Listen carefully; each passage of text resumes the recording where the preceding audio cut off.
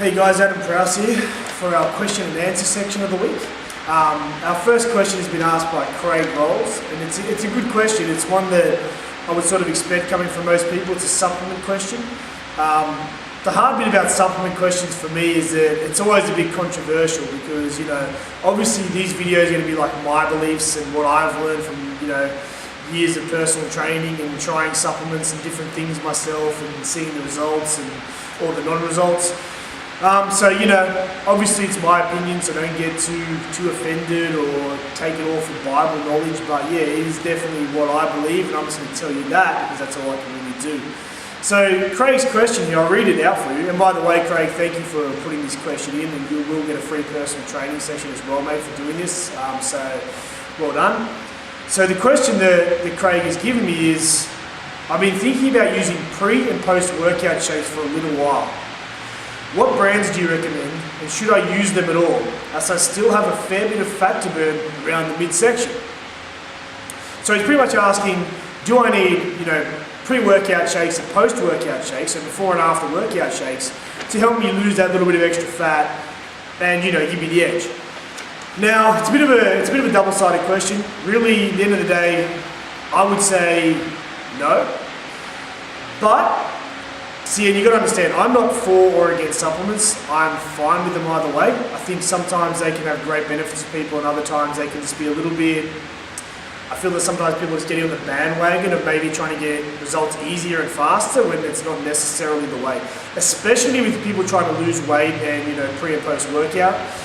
They like the buzz they get off a lot of them, which is just the caffeines and guaranas and natural energy stuff they've got in there. Which can make you feel good and lift you up and stuff. So if you're really tired that day, it can be a great way to boost your workout a bit. But there's a lot of people that won't train without them and will continue to use them just no matter what, even if they've got energy and whatever else.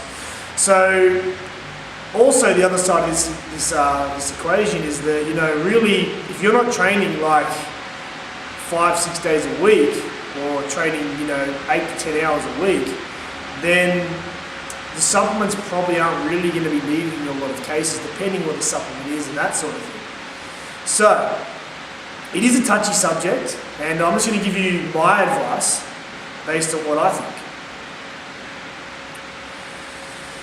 They could benefit you in losing the weight, and I know for you it's not a lot of weight, it's a couple of kilo or whatever around the stomach. They could benefit you, but I can't really see the point in purchasing them. I really think that the best way to get around this is to go back to your basic dieting and workouts. You need to really ask yourself the question, guys, if you're trying to lose a bit of weight around the middle, have you done everything with your diet that you can now? So what I'm saying is, are you having 5 coffees with 4 cream milk and 2 sugars every day? Are you adding salt to stuff? Are you, maybe you're consuming snacks that you don't really need to be consuming? Because at the end of the day, if you're having those extra calories and things, they're not really gonna help you just losing that extra couple of kilo around your middle. So first of all, I would go back to just stricter dieting. I know that you already train hard. For a lot of people, it could be just lifting the intensity of their training or the frequency of their training. They might be coming, 2 or 3 times a week and doing good sessions. That's great. But there's still a lot of room there. I mean, if you're training 3 times a week, that's good. But I mean, really, there's still 4 days a week where you're not doing anything. And you're still consuming calories, which if you're not pretty strict on your diet is going to put on a bit of weight, right? Or going to keep the weight that's already there. And unfortunately, with the last couple of kilos around the stomach, it's quite hard to lose. It tends to be, a lot harder than the other weight you lost previously because your body is really trying to survive and protect the organs, so it's going to keep a lot of fat around your middle. You can't pinpoint where you're going to lose the weight from exactly. So you see people go, I lose weight up here and I get real gaunt in the face, or, girls say, I'll lose it off my chest and stuff, and they hate that sort of thing. And I understand all that, but at the end of the day, you can't pinpoint exactly where you're going to lose weight. You can do workouts that will tighten up muscles and, obviously target areas, but it's not really going to pull fat off the area. That'll just be your body taking fat stores wherever it can. So taking a few supplements and things, it may increase your workout a bit better and that sort of thing, but really, it's not really going to be pulling stubborn fat off your body and that sort of stuff. And also, I've seen a lot of people go on sort of supplement binges where they'll have a lot of supplements and they'll get results because they start training harder at the same time, and then they go off the supplements and all of a sudden it's like, I don't have the energy to train anymore, when It's like, really, you don't have the energy to train? I mean, it's just like you're only doing 1 hour a day, you're eating pretty well, so when you're getting enough sleep, I mean, it's not like you're going to be starved for energy. You should be naturally able to do an hour a day without really struggling too hard. So sorry, I'm going off topic a little bit here, but I'm just trying to give you a bigger, broader spectrum of the whole thing, rather than just telling you a straight up answer, don't take supplements, or do take supplements.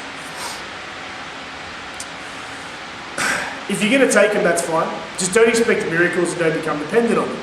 At the end of the day, you always have to go back to what's your training like, what's your diet like. Because they're really the two things that are really going to affect everything in terms of results. You need to tweak those things to get results, but don't rely on just, if I take this creatine or this protein or this pre-workout or this post-workout, all of a sudden things are going to change. I'm going to lose that last 3 or 4 kilo that I need to lose, and I'm going to, win all the battles. So Craig, thank you heaps for the question. I hope they sort of helped you answer that. I know I went a little bit around in circles, but I hope that sort of helps you, mate. I really don't think you need to get pre and post workout. I think go back, have a look at your diet, get myself or your trainer to go over it with you with a fine-tooth comb, and maybe just up the intensity with your training, or add another couple of sessions a week until you get that goal done. A lot of the time, guys, with these goals, it's like achieving the goal can be really tough. It can really push you, and you've got to really push yourself with your dieting and your training week in, week out for a while. But then you'll probably find once you get to your healthy weight and your body's made those changes, it'll probably tend to stay in there a bit better. You'll find that maintaining it isn't as hard as getting it, right? So I would just follow that path, Craig, and see how you go, mate. Keep us posted and let us know. Thank you. See you later.